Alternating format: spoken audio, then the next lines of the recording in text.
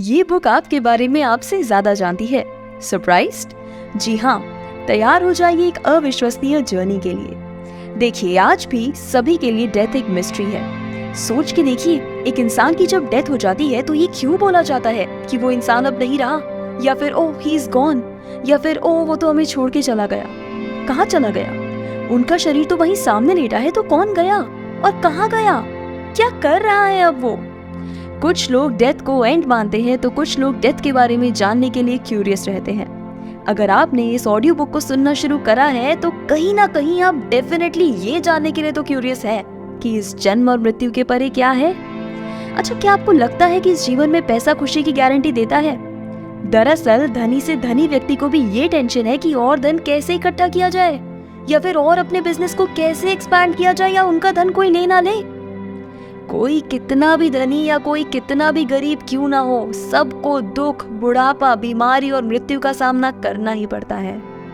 तो क्या इन प्रॉब्लम्स को खत्म करने का सलूशन नहीं है?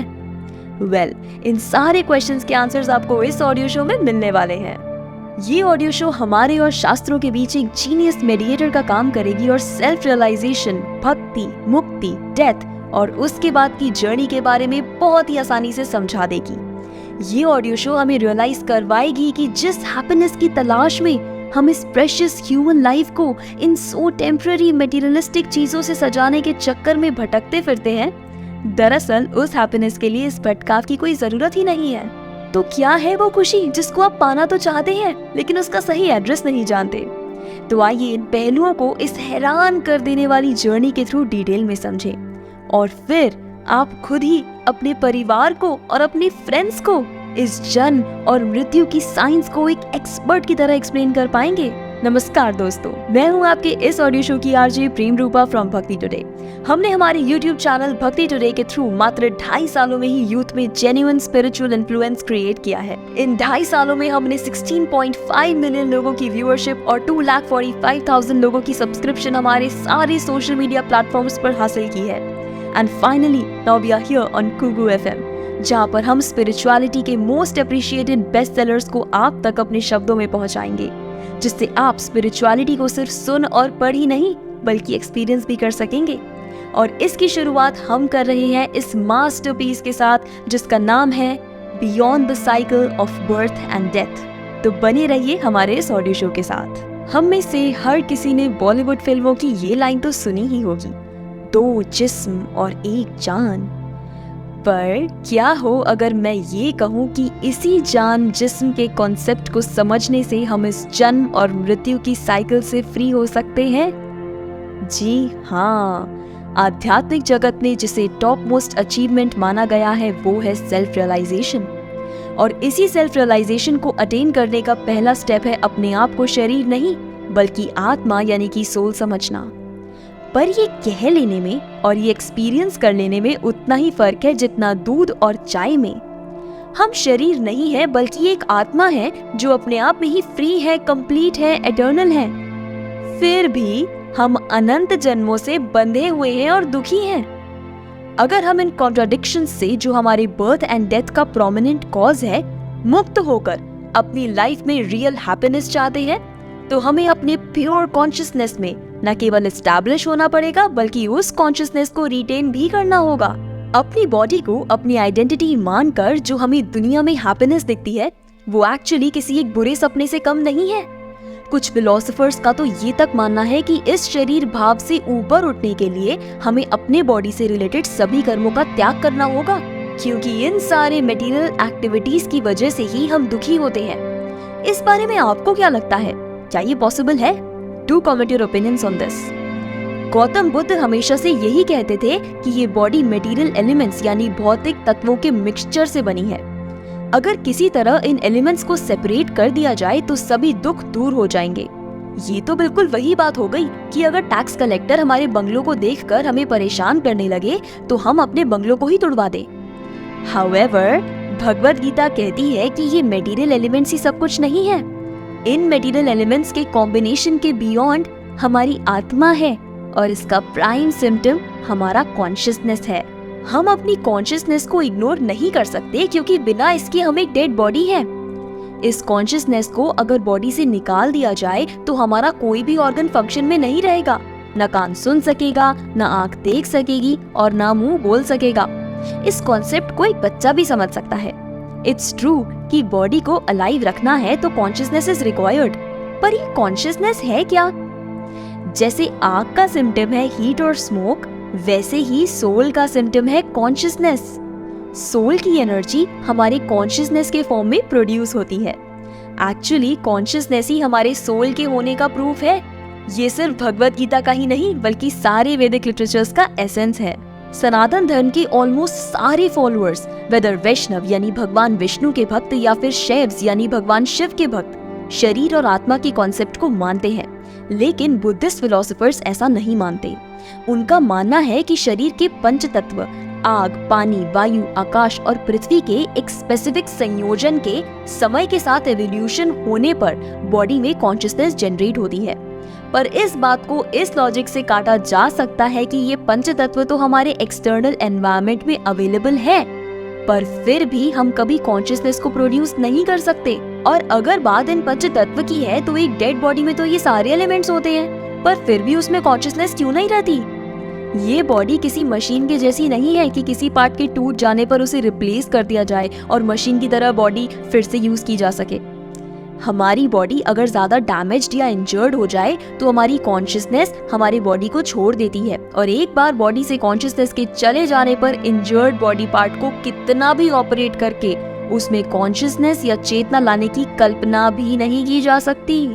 दरअसल हम अपनी सोल को अपनी ऑप्टिकल सेंस से डिटेक्ट नहीं कर पाते हैं, इसीलिए उसके कॉन्सेप्ट को ही रिफ्यूट कर देते हैं। पर इस लॉजिक से तो हम बहुत कुछ नहीं देख सकते, तो क्या वो नहीं है? लाइक एयर, आपके रिमोट से निकल रही इंफ्रारेड वेव्स, दूध में बटर, साउंड वेव्स, और इसके अलावा हम तो अपने इनकम्प्लीट सेंसेस से बहुत सारे माइक्रोस्कोपिक कीड़े मकोड़े को भी नहीं देख सकते, तो क्या वो भी नहीं है? हम आज भी इन्हें माइक्रोस्कोप या और भी दूसरे इंस्ट्रूमेंट्स की हेल्प से देख सकते हैं, जिन्हें हम पहले अपने इनकम्प्लीट सेंसेस से ना देखने के कारण उनके एक्सिस्टेंस को ही नकार दिया करते थे।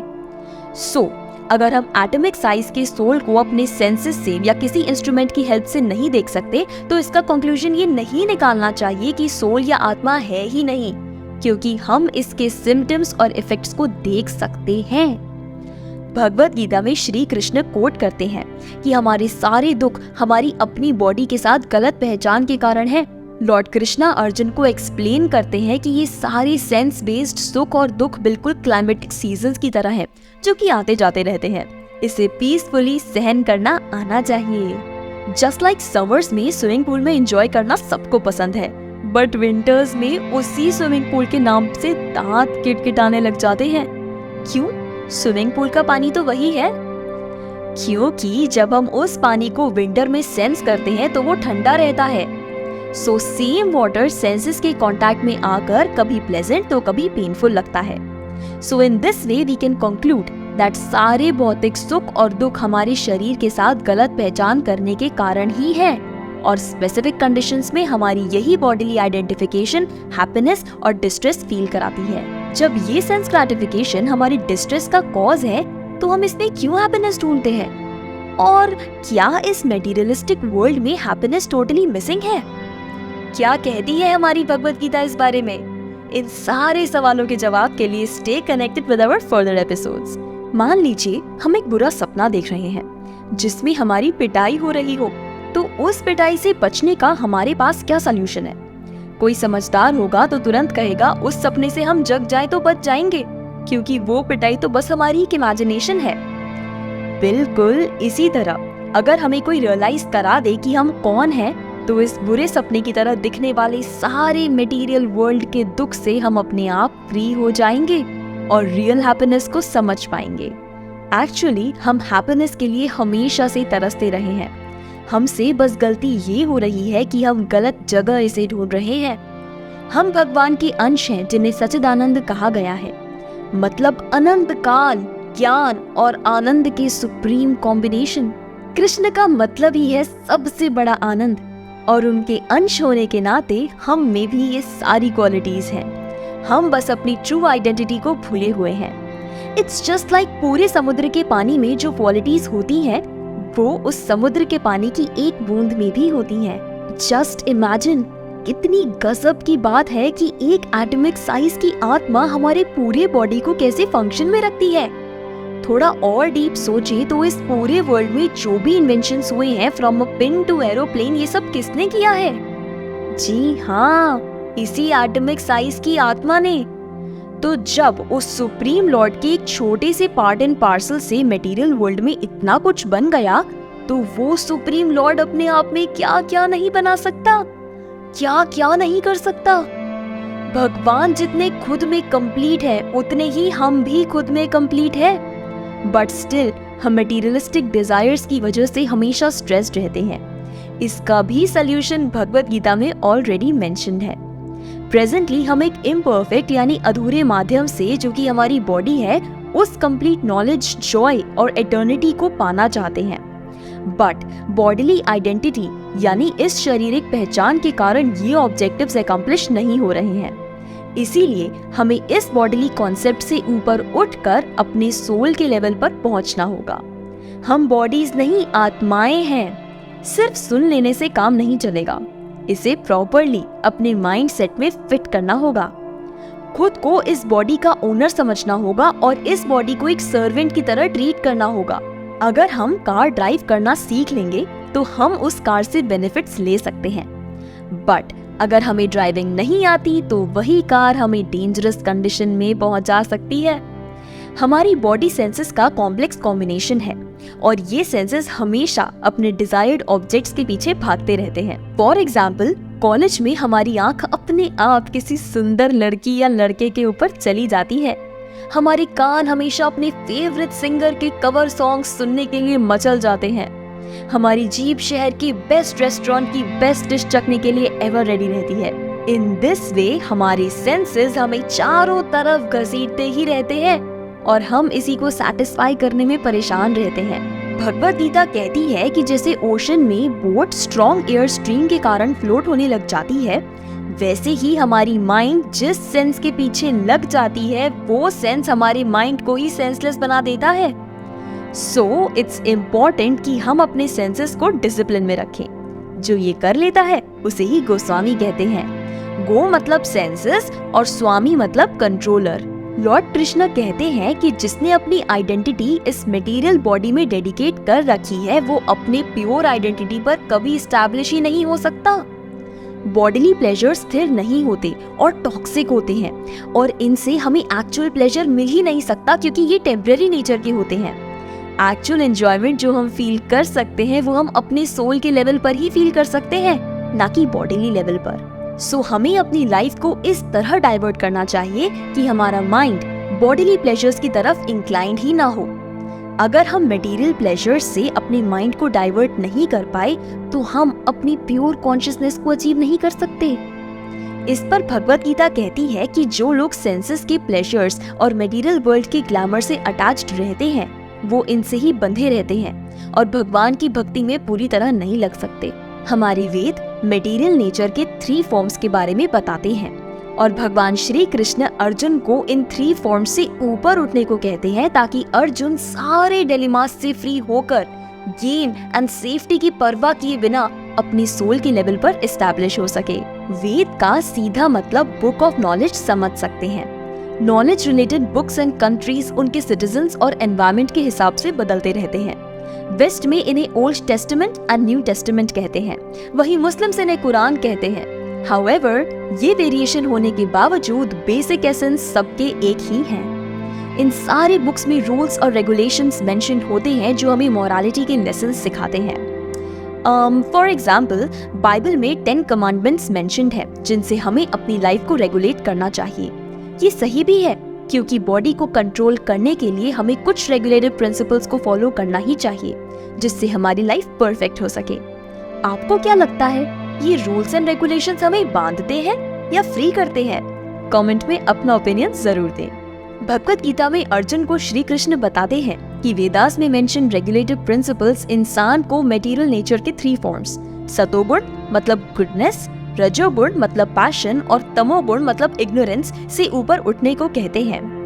पर श्री कृष्ण खुद अर्जुन को उनकी ओरिजिनल आइडेंटिटी रियलाइज कराते हैं कि वो दैट इज अर्जुन शरीर नहीं बल्कि आत्मा है, वो आत्मा जो संसार के हर द्वंद्वों और दुखों से परे है। लॉर्ड कृष्णा ने अर्जुन को वेदों में बताए गए कमांड से अलग सजेशन क्यों दिया? क्या वेद के रिसर्च से हमें उस सुप्रीम हैप्पीनेस का सीक्रेट नहीं मिल सकता? इन सारे सवालों के जवाब जानने के लिए stay connected with our further episodes of this audio show. मुझे लगता है कि हर कोई रिच और फेमस होकर वो सब कुछ करता है जिसका उसने कभी सपना देखा था, ताकि वो समझ सके कि ये उत्तर नहीं है। ये कहना है हॉलीवुड के one of the greatest superstars Jim Carrey का।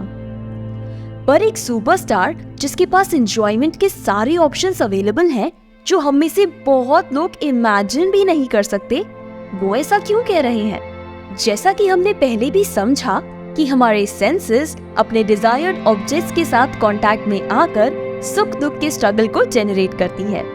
लॉर्ड कृष्ण कहते हैं कि जो मटेरियलिस्टिक प्लेजर्स चाहते हैं वो वेदों के वर्ड्स की ट्रिक में फंस जाते हैं, जो यज्ञ और दूसरे रूल्स फॉलो करके हेवनली एंजॉयमेंट का वादा करते हैं। एंजॉयमेंट हमारा बर्थ राइट है, बट प्रॉब्लम तब होती है जब हम इसे मटेरियल नेचर से चाहने लग जाते हैं। इस मटेरियलिस्टिक एंजॉयमेंट को प्राप्त करने के लिए हम बहुत तरह की मटेरियलिस्टिक नॉलेज को इकट्ठा करने लग जाते हैं, ranging from chemical science to political science, और इसी नॉलेज को कॉमनली ज्ञान कहते हैं।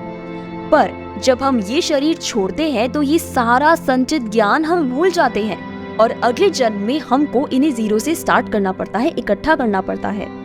एक्चुअली हम टॉप मोस्ट नॉलेज एक्यूमुलेट करना चाहते हैं, बट वो मटेरियलिस्टिक बॉडी से नहीं मिल सकती। हम हमेशा बॉडी के लेवल पे एंजॉयमेंट क्रेव करते रहते हैं, पर सच्चाई ये है कि बॉडीली एंजॉयमेंट्स बहुत एक्सटर्नल है, और अगर हम इन्हीं के पीछे लगे रहे तो उस नेवर एंडिंग एंजॉयमेंट के लेवल तक पहुंचने की एबिलिटी कभी नहीं पा सकेंगे। क्यों ना इस बॉडीली प्लेजर्स को डिजीज के एग्जाम्पल से क्लियर करा जाए। जॉन्डिस में चीनी बहुत कड़वी लगती है, पर एक हेल्दी इंसान उसे मीठा कहता है। इन दोनों केसेस में चीनी तो एक जैसी है, फिर भी इसके टेस्ट का ओपिनियन डिफर करता है। सिमिलरली, जब तक हम मटेरियलिस्टिक बॉडीली आइडेंटिटी की बीमारी से ठीक नहीं होंगे, तब तक स्पिरिचुअलिटी के स्वीटनेस को नहीं समझ सकेंगे। इंस्टेड हमें स्पिरिचुअलिटी कड़वी लगेगी और मटेरियलिस्टिक प्लेजर्स बहुत मीठे लगेंगे। फीवर में ठंडा पानी और चटपटी चीजें खाने का मन तो करता है, पर अगर इसे फीवर में कंज्यूम किया जाए तो हेल्थ और बिगड़ जाएगी, है ना? सो अगर हम मटेरियल नेचर के मिजरीज को अवॉइड करना चाहते हैं तो हमें बॉडीली एंजॉयमेंट्स और अननेसेसरी रिक्वायरमेंट्स कम करनी होंगी। एक्चुअली मटेरियलिस्टिक एंजॉयमेंट्स है ही नहीं, क्योंकि रियल प्लेजर कभी खत्म नहीं होता। महाभारत कोट करती है कि जो सेल्फ रियलाइजेशन की तरफ प्रोसीड कर रहा है, एक्चुअल प्लेजर वही ले रहा है जो एंडलेस होता है। ये प्लेजर एंडलेस इसीलिए है क्योंकि ये लॉर्ड राम या लॉर्ड कृष्ण से रिलेटेड है, जो कि अपने आप में एंडलेस प्लेजर की अल्टीमेट सोर्स है। भगवत गीता में लॉर्ड कृष्ण कहते हैं, जो आदर्शवादी होते हैं वो भगवान कृष्ण को यज्ञ और तपस्या का परम भोक्ता समझते हैं, उन्हें ही हायर प्लैनेट्स और देवताओं का हेड समझते हैं, और श्री कृष्ण को ही सारे जीवों का एकमात्र हितैषी समझते हैं, और इसी रियलाइजेशन मात्र से वो भौतिक दुखों से मुक्त हो जाते हैं। भोग का मतलब एंजॉयमेंट है, और हमारा एक्चुअल एंजॉयमेंट ये समझ जाना है कि हम प्लेजर देने वाले हैं, ना कि प्लेजर्स एंजॉय करने वाले। असल में आनंद लेने वाले भगवान हैं, और हम उनको अपनी डिवोशनल सर्विसेज से एंजॉयमेंट डिलीवर करने वाले। इस कॉन्सेप्ट को हस्बैंड एंड वाइफ के रिलेशन से इजीली समझ सकते हैं। जब हस्बैंड ऑफिस से थक के घर आता है और उसकी वाइफ उसे गर्मा गर्म पकौड़े खाने को देती है, तो इस केस में दोनों वाइफ एंड हस्बैंड एंजॉय करते हैं। जहाँ हस्बैंड पकौड़े खाकर प्लेजर फील करता है, तो वहीं उसकी वाइफ अपने पति को सुखी देखकर सुख अनुभव करती है।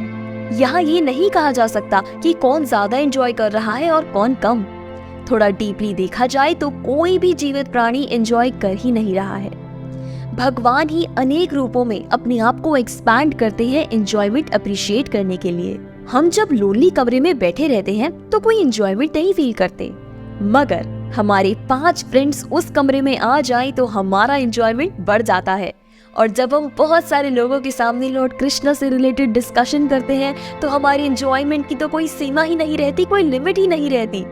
Enjoyment is related to variety.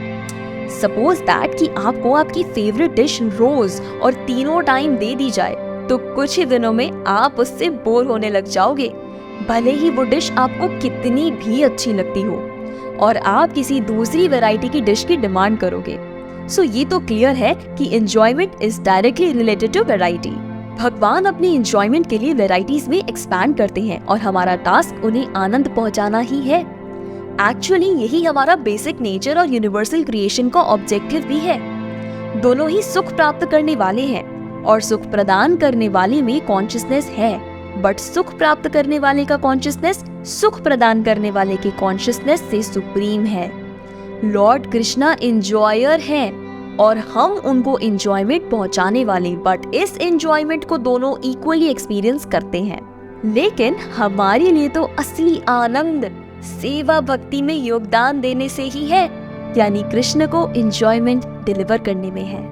ये डिवाइन एंजॉयमेंट बॉडी के लेवल पर कभी एक्सपीरियंस ही नहीं की जा सकती। इस बॉडीली कॉन्सेप्ट को भगवत गीता टोटली रिफ्यूट करती है, जिसमें लॉर्ड कृष्णा अर्जुन को डिफरेंट श्लोकास में यही कहते हैं कि बॉडी और बॉडी रिलेटेड प्लेजर्स टेम्पररी हैं और कभी भी डिस्ट्रॉय होने वाले हैं। लॉर्ड कृष्णा हमें भी यही लेसन देते हैं कि हम बॉडीली कॉन्सेप्ट से ऊपर उठकर ह्यूमन लाइफ के ट्रू ऑब्जेक्टिव को पहचाने। भगवत गीता में श्री कृष्ण आगे कहते हैं कि देहधारी जीव जब 3 गुण सत्व, रज और तमस को एस्केप कर जाता है तो बर्थ, डेथ, ओल्ड एज और इससे रिलेटेड दुखों से फ्री हो जाता है। तभी ह्यूमन लाइफ के ट्रू एसेंस यानी संपूर्ण सार के आनंद ले पाता है। खुद को प्योर स्पिरिचुअल प्लेटफॉर्म में एस्टैब्लिश करने के लिए हमें इन तीनों मोड्स को एस्केप करना होगा और इसके लिए हमें कृष्ण कॉन्शियसनेस के मेथड को अडॉप्ट करना पड़ेगा। हरे कृष्ण महामंत्र जो कि चैतन्य महाप्रभु का गिफ्ट है, ये कृष्ण कॉन्शियसनेस को अटेन करने में मदद करता है। इसे ही भक्ति योग या मंत्र योग कहते हैं, जिसे हाईएस्ट स्पिरिचुअल प्लेटफॉर्म पर पहुंच चुके योगी परफॉर्म करते हैं।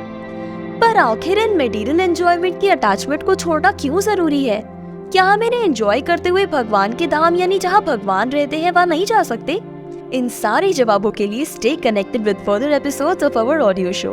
व्हाट इफ आई से कि स्पिरिचुअलिटी में असली जिंदगी मरने के बाद शुरू होती है? घबराइए नहीं, इस एपिसोड को सुन लेने के बाद मेरी ये बात आपको समझ में आ जाएगी। अध्यात्म में बहुत तरह के योगी होते हैं, जैसे हठ योगी, ज्ञान योगी, ध्यान योगी और भक्ति योगी, और ये सारी स्पिरिचुअल वर्ल्ड्स तक जा सकते हैं। योग का मतलब होता है जोड़ना, और इस टेक्निक से हम स्पिरिचुअल वर्ल्ड से अपना रिलेशन एस्टैब्लिश कर सकते हैं। भगवान के साथ हमारा रिलेशनशिप पहले से ही एस्टैब्लिश्ड है, पर हम मटेरियल नेचर से इसे कंटामिनेट कर चुके हैं। प्रोसेस ये है कि हम भगवान के धाम में वापस जाएं, और इस रिलेशन को दोबारा एस्टैब्लिश करने के प्रोसीजर को ही योग कहते हैं। भगवान को अपनी लाइफ में ऐड कर लेना ही परफेक्शन है। Eight the time of death हमें इस परफेक्शन को अचीव करना है, और इसके लिए ये बहुत इम्पोर्टेंट है कि हम अपनी लाइफ टाइम में इस परफेक्शन के मेथड को प्रैक्टिस करते रहें, ताकि मृत्यु के समय जब हम शरीर छोड़ें तो इस परफेक्शन को एक्सपीरियंस कर सकें। भगवत गीता कहती है कि जो मृत्यु के समय अपनी प्राण वायु अपने बाहों के बीच में फिक्स करके पूरे डिवोशन के साथ खुद को भगवान की याद में मग्न कर देता है, वो definitely supreme personality of godhead यानी देवताओं के सर्वोच्च व्यक्तित्व को प्राप्त कर लेता है। फॉर एग्जाम्पल, जैसे एक स्टूडेंट किसी सब्जेक्ट को साल भर पढ़ता है और फिर ईयर एंड में उस सब्जेक्ट का एग्जाम देता है और पास होने पर उसे डिग्री मिलती है। सिमिलरली लाइफ के सब्जेक्ट में हम अपनी पूरी लाइफ भक्ति प्रैक्टिस करते हैं और हमारा एग्जामिनेशन मृत्यु के समय होता है। अगर हम उस एग्जामिनेशन को पास कर जाते हैं तो हम स्पिरिचुअल वर्ल्ड में ट्रांसफर कर दिए जाते हैं। इन नटशेल हमारी पूरी जिंदगी को हमारी मृत्यु के समय एग्जामिन किया जाता है। भगवत गीता में ये मेंशन्ड है कि हम शरीर छोड़ने के समय जिसको याद करते हैं उसी को प्राप्त करते हैं। एक बंगाली कहावत है कि हम परफेक्शन के लिए जो कुछ करते हैं वो हमारी मृत्यु के समय टेस्ट की जाती है। भगवत गीता में श्री कृष्ण डिस्क्राइब करते हैं कि हमें अपनी बॉडी छोड़ते समय क्या ध्यान रखना चाहिए। ध्यान योगी के लिए वो कहते हैं जिन्हें वेदों का नॉलेज है और जो संन्यास धर्म में महान ऋषि हैं और जो ओम शब्द का उच्चारण करते हैं, वो ब्रह्म में प्रवेश करते हैं और इस परफेक्शन के लिए ब्रह्मचर्य जीवन को प्रैक्टिस करते हैं। आगे श्री कृष्ण मटेरियल यूनिवर्स से फ्री होने का प्रोसेस बताते हैं। वो कहते हैं कि व्यक्ति को एक योगी के स्टेट में रहना चाहिए, यानी अपनी सारी सेंसेस के डिजायर्ड ऑब्जेक्ट से डिटैच रहना चाहिए। शारीरिक सुख से ध्यान को हटाकर योगी अपने हृदय पर अपना सारा फोकस लगा देता है और फिर प्राण वायु को सर के ऊपर चढ़ाकर वो अपने आप को योग में स्थित करता है। ध्यान रहे, यहाँ योग कोई प्राणायाम या आसन को नहीं, बल्कि आत्मा का परमात्मा से मिलन करने के प्रोसेस को कहा जा रहा है। और प्राण वायु एक ऊर्जा का केंद्र है जो कि हमारे मुख में रहता है और पूरे शरीर में शारीरिक प्रक्रियाओं के लिए शक्ति का संचार करता है, जिससे हमारे प्राण सुरक्षित रहते हैं। इसे ही सर के ऊपर चढ़ाकर योग की सिद्धि प्राप्त की जाती है। योग सिस्टम में इस प्रोसेस को प्रत्याहार, दैट मीन्स जस्ट ऑपोजिट कहते हैं। ऑल्दो जीवन भर हमारी आंखें वर्ल्डली ब्यूटीज को देखती रहती हैं, but at the time of death हमें अपनी सेंसेस को इन सब से विथड्रॉ करके हमारी इंटरनल ब्यूटी को देखने में लगाना चाहिए। सिमिलरली हमारे कान दुनिया भर के साउंड को सुनने में लगे हैं, पर मृत्यु के समय हमें इन्हें दिव्य ओम की साउंड वाइब्रेशंस को सुनने में एंगेज करना चाहिए। इस योग प्रैक्टिस में अपने आप को एस्टैब्लिश करके जो परम पवित्र ओम के उच्चारण को करके भगवान को याद करता है और शरीर छोड़ता है, वो डेफिनेटली स्पिरिचुअल यूनिवर्स तक पहुंच जाता है।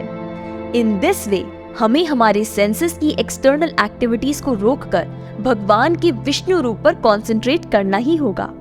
माइंड बहुत टर्बुलेंट है, पर इसे भगवान पर सच्चे दिल से फिक्स करना होगा। जब ये हो जाता है तो हमारी प्राण वायु हमारे सर के ऊपर पहुंच जाती है और फिर योग में कोई भी परफेक्शन पा सकता है। इस कंडीशन पर योगी डिटरमिन करता है कि उसे कहाँ जाना है।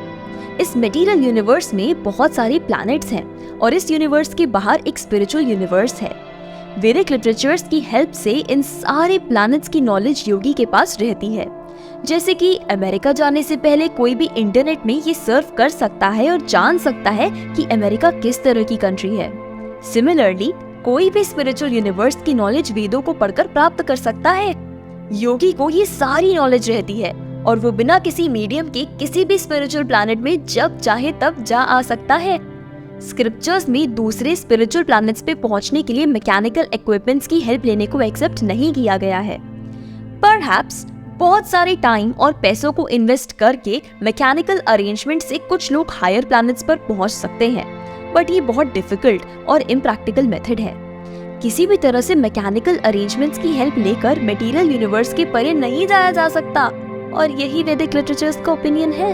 किसी भी तरह से मैकेनिकल अरेंजमेंट्स की हेल्प लेकर मटेरियल यूनिवर्स के परे नहीं जाया जा सकता, और यही वैदिक लिटरेचर्स का ओपिनियन है। जनरली हायर प्लैनेट्स पर जाने के लिए एक्सेप्टेबल मेथड ध्यान योग या ज्ञान योग की प्रैक्टिस है, बट भक्ति योग की प्रैक्टिस का मोटिव इस यूनिवर्स की किसी भी प्लैनेट पर जाना नहीं है, क्योंकि भक्त जानता है कि मटेरियल यूनिवर्स के सभी प्लैनेट्स पर जन्म और मृत्यु अवॉइड नहीं किए जा सकते। भले ही हायर प्लैनेट्स पर लाइफ स्पैन अर्थ से ज्यादा होता हो, पर डेथ तो वहां पर भी होती ही है ना? मटेरियल यूनिवर्स उसे ही कहते हैं जहाँ पर जन्म और मृत्यु के प्रिंसिपल्स एविडेंट हो, और जहाँ ये नहीं है उसे ही स्पिरिचुअल यूनिवर्स कहते हैं। सो जो इंटेलिजेंट होते हैं वो मटेरियल यूनिवर्स के किसी भी प्लैनेट तक पहुंचने की चाह नहीं रखते। अगर कोई हायर प्लैनेट्स में मैकेनिकल प्रोसेस के जरिए एंटर करना चाहता है तो वो अपनी मौत को इनविटेशन ही दे रहा है, बिकॉज हमारी ये बॉडी एनवायरनमेंट में इतना रेडिकल चेंज बेयर नहीं कर सकती। पर अगर कोई योग सिस्टम से हायर प्लैनेट्स तक जाना चाहे तो उसके लिए एप्रोप्रिएट बॉडी मिल जाती है। ये बिल्कुल वैसा ही है जैसे पानी में स्विम करने के लिए हमें स्विमिंग सूट यूज करना पड़ता है, क्योंकि हमारी बॉडी अंडर वाटर एक्सपीरियंस के लिए नेचुरली नहीं बनी है। पर हम आत्मा है जो कि अमर है, तो भी हम डेथ को क्यों एक्सपीरियंस करते हैं? क्या है ये आयरनी? जानने के लिए stay connected with our audio show.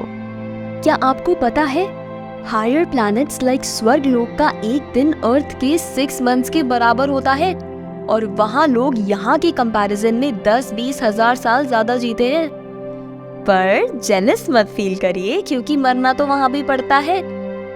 Bhagavad Gita कहती है कि आत्मा न कभी जन्म लेती है और ना कभी मरती है, ये इटर्नल है। दरअसल ये हमारा शरीर है जो मृत्यु को प्राप्त होता है, तो फिर हम अमर होकर भी मरते क्यों हैं? ये क्वेश्चन कोई इंटेलिजेंट ही कर सकता है, और जो स्पिरिचुअली कॉन्शियस है वो इंटेलिजेंट है। वो हायर प्लैनेट्स में जाने की डिजायर नहीं रखते, क्योंकि उन्हें पता है कि मृत्यु तो वहां भी होगी, जो कि दुखों का एक बहुत बड़ा कॉज है। चाहे उन्हें देवताओं के जैसे डिवाइन बॉडी क्यों ना मिल जाए, फिर भी वो इसकी इच्छा नहीं रखते। भगवान श्री कृष्ण सच्चिदानंद विग्रह है, यानी अनंत काल, ज्ञान और आनंद की मूर्तिमान रूप। और अगर हम उनके लोक में जाना चाहते हैं तो हमें ऐसे ही शरीर मिल जाता है। जो स्पिरिचुअली कॉन्शियस हो चुके हैं और भगवान के डिवाइन यूनिवर्स में जाना चाहते हैं, वो अपने बहुत बड़े वेल विशर हैं। हमारी आत्मा एक माइन्यूट स्पिरिचुअल स्पार्क है, और किसी भी योग का परफेक्शन इस बात पर डिपेंड करता है कि हम इस आत्मा को अपने सर के ऊपरी भाग में कैसे ले जाएं। ऐसा कर लेने से योगी अपनी डिजायर के अकॉर्डिंग कहीं भी आ जा सकता है, फिर चाहे वो हायर प्लैनेट्स ही क्यों ना हो। जैसे कि हम अर्थ पर किसी भी कंट्री में आ जा सकते हैं। पर जैसे कुछ लॉज हर कंट्री में सेम पाए जाते हैं, like laws related to terrorism, वैसे ही मटेरियल यूनिवर्स के कुछ लॉज हैं जो हर मटेरियल प्लैनेट में सेम है। That is the law of birth and death. At the time of death योगी ओम शब्द का उच्चारण कर सकता है, जो कि एक शॉर्ट परलौकिक साउंड वाइब्रेशन है। अगर वो ऐसा करते हुए भगवान श्री कृष्ण या भगवान विष्णु को याद करता है, तो वो स्पिरिचुअलिटी के हायर गोल्स को अचीव कर सकता है। योग में भगवान विष्णु के ऊपर ध्यान लगाना पड़ता है। जो लोग ईश्वर के किसी भी रूप या आकार को नहीं मानते, वो भगवान के किसी भी रूप को इमेजिन करते हैं, जनरली एक लाइट के फॉर्म में। बट वैष्णव यानी भगवान विष्णु के भक्त सिर्फ इमेजिन नहीं करते, बल्कि देखते हैं। चाहे कोई इमेजिन करे या देखे, हर किसी को भगवान के रूप पर ध्यान तो लगाना ही होगा। भगवान श्री कृष्ण गीता में कहते हैं कि जो निरंतर उन पर ध्यान लगाता है, वो भगवान श्री कृष्ण को इजीली पा लेता है, क्योंकि वो भक्ति योग में एंगेज्ड है। जो temporary life, temporary comforts, temporary pleasures के पीछे भागते हैं, वो इंटेलिजेंट नहीं होते, at least from the point of view of Bhagavad Gita, जो कहती है कि इन टेम्पररी चीजों के पीछे भागने वाले छोटी बुद्धि के होते हैं। हम इटर्नल हैं, फिर भी इन टेम्पररी चीजों को इतना वैल्यू क्यों देते हैं? पता है जो चीज नहीं रहने वाली, उसी से इतना अटैच्ड क्यों हो जाते हैं? Whether it is a place, a person और अ थिंग। क्या ये आज कोरोना की तरह यूथ में फैल रहे डिप्रेशन का एक बड़ा कॉज नहीं है, जिसे हमारे स्क्रिप्चर्स हजारों साल पहले मेंशन कर चुके हैं? इस पर आपका पॉइंट ऑफ व्यू क्या है? कमेंट करके जरूर बताएं। हाउएवर, हम में से कोई भी टेम्पररी अरेंजमेंट्स नहीं चाहता। फॉर एग्जाम्पल, अगर लैंडलॉर्ड रूम खाली करने को कहता है तो हमें दुख होता है, और जब हम अपना खुद का घर बनाकर उसमें सेटल हो जाते हैं तो स्ट्रेस फ्री हो जाते हैं। एक्चुअली यही हमारा नेचर है, क्योंकि हम इटर्नल हैं, तो टेम्पररी चीजें हमें सुख कैसे दे सकती हैं? वो दे ही नहीं सकती ना। इसी वजह से मृत्यु, बुढ़ापा और कोई भी बीमारी हमें दुखी करती है, क्योंकि ये भी टेम्पररी ही होती है। Even if you are not meant to suffer from fever, but still fever आने पर हमें ठीक होने के लिए प्रिकॉशंस लेने पड़ते हैं। सिमिलरली ये 4 टाइप के दुख, जन्म, मृत्यु, बुढ़ापा और बीमारी, बुखार की तरह है, जो कि हमारे बॉडी के लेवल पर होते हैं। अगर किसी तरह से हम इस बॉडी से डिटैच हो जाएं, तो इन दुखों से फ्री हो सकते हैं। जो लोग ईश्वर के किसी रूप को नहीं मानते, उनके लिए भगवान कृष्ण ओम शब्द का उच्चारण करने को कहते हैं, जिससे वो स्पिरिचुअल वर्ल्ड में जा सकते हैं। लेकिन वो वहाँ किसी स्पिरिचुअल प्लैनेट में एंटर नहीं कर सकते। वो बाहर ब्रह्म ज्योति में स्थिर रहते हैं। ब्रह्म ज्योति को सनशाइन से रिलेट कर सकते हैं और स्पिरिचुअल प्लैनेट को सन से। ऐसे लोग स्पिरिचुअल स्काई में भगवान के लाइट रिफ्लेक्शन में रहते हैं, और यही लाइट ब्रह्म ज्योति होती है।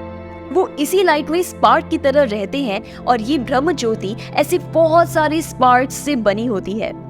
इसी कंडीशन को आत्मा का ब्रह्म में लीन होना कहते हैं। मगर इसका मतलब ब्रह्म से एक हो जाना नहीं लगाना चाहिए, क्योंकि ब्रह्म ज्योति में हर एक स्पार्क, दैट इज आत्मा की इंडिविजुअल आइडेंटिटी होती है। जस्ट बिकॉज वो पर्सनल फॉर्म नहीं चाहती, इस वजह से ब्रह्म ज्योति में स्पार्क की तरह रहती है।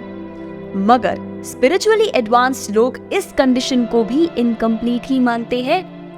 आखिर क्यों स्पिरिचुअलिटी के इतने फेमस फिलॉसफी को इम्परफेक्ट और इनकम्प्लीट माना गया है? ये जानने के लिए stay connected with further episodes of our audio show. कभी कभी जीतने के लिए हारना पड़ता है और हार के जीतने वाले को बाजीगर कहते हैं। बॉलीवुड फिल्म का ये डायलॉग भक्ति योग के एक बहुत इंपॉर्टेंट प्रिंसिपल की ओर इशारा करती है। जनरली ज्ञानी और योगी वो होते हैं जो ब्रह्म ज्योति में लीन होकर टेम्परेरी लिबरेशन को पा लेते हैं, पर उनकी नॉलेज कहीं ना कहीं इम्परफेक्ट ही रहती है। ऐसा श्रीमद् भगवद गीता कहती है।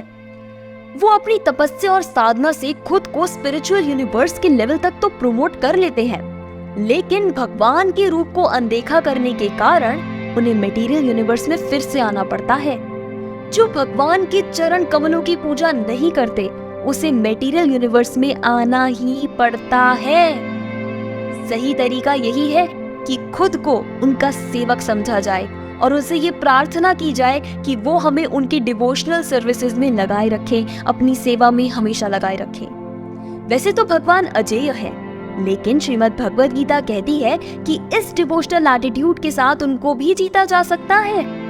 भागवतम में मेंशन्ड है कि एक व्यक्ति को भगवान को मेजर करने की यूजलेस अटेम्प्ट को छोड़ देना चाहिए, क्योंकि स्पेस की लिमिट तो मेजर होती नहीं है, तो फिर उस सुप्रीम को मेजर करना तो कहाँ ही हमारे बस में है। लॉर्ड कृष्ण की लंबाई चौड़ाई पता करना पॉसिबल ही नहीं है, क्योंकि ये तो इस मेटीरियलिस्टिक माइंड से किया जाता है और भगवान इससे परे हैं, अचिंत्य हैं। जो ऐसा समझ जाते हैं उनको वैदिक लिटरेचर इंटेलिजेंट बताती है। हमें ये समझना जरूरी है कि हम अनलिमिटेड यूनिवर्स के एक इनसिग्निफिकेंट सेगमेंट है। हमें अपनी लिमिटेड नॉलेज से भगवान को समझने के लिए मानसिक अटकलें लगाना छोड़कर उनके प्रति समर्पित होना चाहिए और उनके टीचिंग्स को प्रामाणिक सोर्सेज जैसे भगवद गीता या किसी सेल्फ रियलाइज्ड पर्सन से सुनना चाहिए। भगवद गीता में अर्जुन भगवान के बारे में भगवान के ही मुख से समर्पण के साथ सुनकर ये स्टैंडर्ड एस्टैब्लिश करते हैं कि भगवान को समझने के लिए डेडिकेटेडली उन्हें सुनना जरूरी है। अब हमारा काम ये है कि हम अर्जुन या उनके representative like spiritual master that is गुरु से इस गीता ज्ञान को सुने, और न केवल सुने बल्कि इसकी टीचिंग्स को अपनी डेली लाइफ में शामिल भी करें। इस तरह से मानसिक अटकलें को साइड में रखकर ऑथेंटिक सोर्सेस से भगवान की चर्चा समर्पित होकर सुनने से उन अजेय भगवान को उनके भक्त जीत लेते हैं। According to Brahma Samhita, knowledge को दो तरीकों से एक्वायर किया जा सकता है, ascending process and descending process. Ascending process में इंडिविजुअल खुद से नॉलेज को एक्वायर करके स्पिरिचुअली एलिवेट होता है। इसमें उसकी अनुभूति रहती है। जैसे मैं किसी भी शास्त्र को नहीं मानूंगा, मैं खुद ध्यान, तपस्या और दूसरे मीडियम से भगवान को समझूंगा। वहीं डिसेंडिंग प्रोसेस में इंडिविजुअल नॉलेज एक्वायर करने के लिए हायर ऑथेंटिक सोर्सेज को एक्सेप्ट करता है। ब्रह्म संहिता के हिसाब से असेंडिंग प्रोसेस में अगर कोई विंड या माइंड की स्पीड से मिलियंस ऑफ इयर्स तक ट्रैवल भी करे तो एंड में उसके हाथ कुछ नहीं लगेगा। वो जिस नॉलेज को एक्वायर करना चाहता है उसका सब्जेक्ट मैटर उसके लिए अकल्पनीय और मायावी ही रहेगा। भगवद गीता में इस सब्जेक्ट मैटर को श्री कृष्ण बताते हुए कहते हैं कि हमें कृष्ण पर ही ध्यान लगाते हुए समर्पण के भाव से बिना भटके हुए उनके लिए डिवोशनल सर्विसेज डिलीवर करनी चाहिए। इस प्रोसेस से कृष्णा इजीली अवेलेबल हो जाते हैं। अगर कोई कृष्ण के लिए 24 घंटे काम करता है तो कृष्ण उनको कभी नहीं भूल सकते। समर्पित होकर हम भगवान के अटेंशन को अपने ऊपर अट्रैक्ट कर लेते हैं। इस संदर्भ में भक्ति सिद्धांत सरस्वती ठाकुर प्रभुपाद जी, एक गौड़ीय वैष्णव संत, कहते थे कि भगवान को देखने की कोशिश मत करो। क्या भगवान हमारे नौकर है जो वो आकर हमें दर्शन देंगे? ये समर्पण नहीं है। हमारा काम अपनी भक्ति और सेवा से उनको दर्शन देने के लिए आभार युक्त कर देना है। आपके हिसाब से भगवान को देखना ज्यादा इम्पोर्टेंट है या हमारा उनसे प्रेम हो जाना? इस पर अपनी राय कमेंट सेक्शन में जरूर छोड़िएगा। कृष्ण को पाने का प्रॉपर प्रोसेस ह्यूमैनिटी को चैतन्य महाप्रभु ने दिया, जिसे उनके फर्स्ट डिसाइपल रूप गोस्वामी जी ने फॉलो किया था। रूप गोस्वामी मुस्लिम राज्य में मंत्री थे, लेकिन चैतन्य महाप्रभु के शिष्य बनने के लिए उन्होंने इस पोस्ट को छोड़ दिया। जब वो चैतन्य महाप्रभु के पास गए तो उनकी ग्रेटनेस को डिस्क्राइब करते हुए एक श्लोक में उन्होंने कहा कि चैतन्य महाप्रभु भगवान के सभी अवतारों में सबसे महान है, क्योंकि वो जिस चीज को सबको फ्रीली डिलीवर कर रहे हैं उसे आज तक कभी किसी ने नहीं किया। भगवान श्री कृष्ण का प्योर लव और डिवोशन इस तरह उन्होंने चैतन्य महाप्रभु की काइंडनेस और ग्रेटनेस को डिस्क्राइब किया है। दरअसल हम में से हर कोई लॉर्ड कृष्ण को चाहता है और उन्हें ही ढूंढ रहा है। कृष्ण ही सबसे ज्यादा अट्रैक्टिव, सबसे ज्यादा खूबसूरत, सबसे ज्यादा पावरफुल, सबसे ज्यादा ऑपुलेंट और सबसे ज्यादा लर्नेड है। हम यही तो चाहते हैं कि हमारी लाइफ में कोई ऐसा आ जाए जिसमें ये चारों क्वालिटीज हो, और कृष्ण तो इन क्वालिटीज के अल्टीमेट सोर्स ही है। हमें बस अपनी चाहत को मटेरियल यूनिवर्स से हटाकर लॉर्ड कृष्ण पर डाइवर्ट कर देना है। एज अ रिजल्ट हमें वो सारी चीजें मिल जाएंगी जो हम चाहते हैं। एक कृष्ण कॉन्शियस के दिल की सारी इच्छाओं को कृष्ण पूर्ण कर देते हैं। हम में से बहुत लोग ये क्वेश्चन कर सकते हैं कि भगवान कृष्ण के लोक में जाना हमारे लिए इतना इम्पोर्टेंट क्यों है? आखिर क्यों इस बात को इतना एम्फसाइज किया जा रहा है? इस क्वेश्चन का आंसर जानने के लिए आपको हमारे ऑडियो शो के आगे के एपिसोड्स के साथ जुड़े रहना होगा। So stay connected. बड़े बुजुर्गों का कहना है कि दुख कभी बताकर नहीं आता, और वैदिक शास्त्र कहते हैं कि दुख बता के तभी आएगा जब वो जाएगा, क्योंकि इस भौतिक संसार का स्वरूप ही दुखमय है। कृष्ण कॉन्शियसनेस के साथ मृत्यु होने पर जीवात्मा कृष्ण लोक में डेफिनेटली चली जाती है। कोई पूछे कृष्ण लोक में जाने से क्या फायदा है, तो भगवद गीता में कृष्ण खुद बताते हैं कि जो भक्त कृष्ण को प्राप्त कर लेते हैं वो कभी भी इस दुखमय और नाशवान जगत में नहीं आते। वो भक्त परफेक्शन को अचीव कर लेते हैं। इस संसार को इसके आर्किटेक्ट ने ही दुखों का घर बताया है। फिर हम इसमें सुख कैसे ढूंढ सकते हैं? क्या वैज्ञानिक प्रगति इसे कभी भी सुखी बना सकती है? जी नहीं। एज अ रिजल्ट हम इन दुखों के बारे में जानने की इच्छा तक नहीं रखते। ये दुख है जन्म, मृत्यु, बुढ़ापा और बीमारी।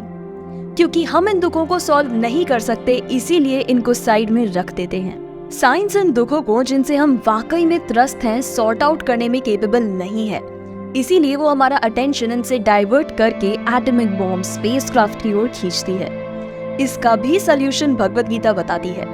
अगर एक बार कोई कृष्ण के पास पहुंच जाता है तो उसे इस जन्म मृत्यु के चक्कर में वापस आना ही नहीं पड़ता।